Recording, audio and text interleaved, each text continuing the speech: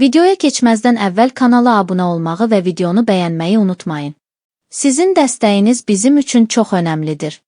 Öncədən hər birinizə təşəkkür edirik.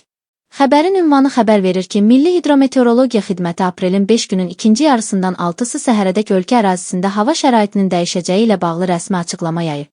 Məlumata əsasən bu dövr ərzində Azərbaycanın bir sıra rayonlarında hava şəraitinin qısa müddətli yağıntılı olacağı, bəzi bölgələrdə isə yağıntının intensivləşəcəyi gözlənilir.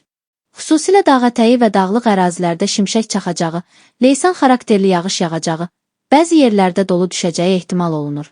Bundan əlavə, yüksək dağlıq ərazilərdə yağışın sulu qara və qara keçəcəyi proqnozlaşdırılır.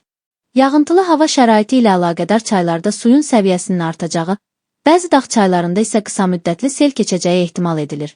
Bu isə xüsusilə kənd və dağlıq ərazilərdə yaşayan sakinlər üçün təhlükə yarada bilər. Nəticə olaraq, aprelin 5 və 6-sı üçün planlarınızı hava şəraitinə uyğunlaşdırmağınız tövsiyə olunur.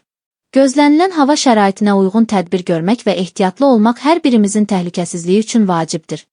Daha çox hava yenilikləri və operativ xəbər üçün bizi izləyin və kanala abunə olun.